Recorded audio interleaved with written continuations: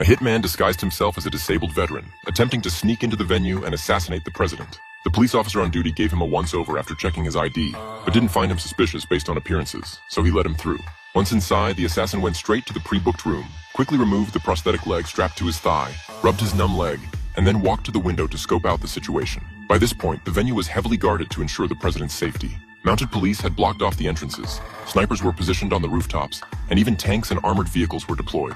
The level of protection was extremely high, but the president hadn't arrived yet. The hitman took out gun parts hidden in his crutch and skillfully assembled a crude sniper rifle. He then moved a chair onto the table, set up his weapon, and waited for his target to appear. The assassin's name was Mike.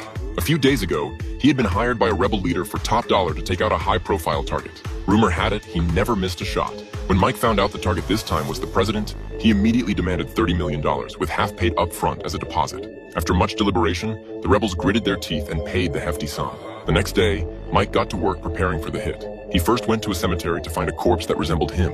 Posing as the deceased's relative, he accessed their files and used that info to forge IDs, passports, and other necessary documents. Then he contacted a friend, explaining that he needed a sniper rifle with a silencer, 5,000-meter range, and easy to carry. His friend quickly made the weapon to specification. The gun was lightweight, easy to disassemble, and packed a punch. Mike was very pleased and couldn't wait to test it out. He drove to a remote area in the suburbs, marked a pineapple, and hung it from a large tree about 5,000 meters away as a practice target. Mike aimed at the pineapple and pulled the trigger without hesitation. The bullet hit the target but veered slightly to the left. He immediately made fine adjustments to the scope and fired again.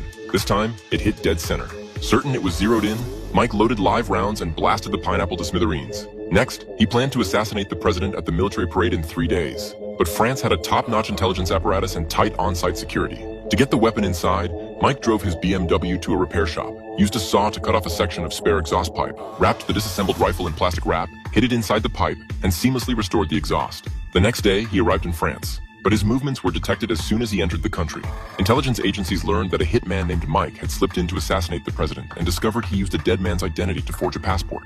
At the same time, the rebel leader immediately contacted Mike, informing him that his cover was blown and to call off the operation. But as a top assassin, Mike didn't give up so easily. He went to the parade square to carefully scout out the venue, looking for the ideal spot to take the shot. He settled on a hotel across the way, determining the top floor had the best vantage point. Mike then bought a suit from a street vendor and got some fake military medals as a disguise. That night, he dyed his hair white. The next day, he checked into the pre-booked room, posing as a disabled veteran. He put a chair on the table and chambered around.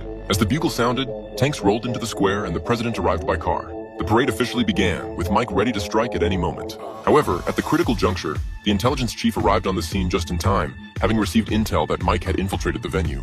The chief immediately asked the patrol officers if they had seen a disabled veteran. Once he understood the situation, the two of them rushed to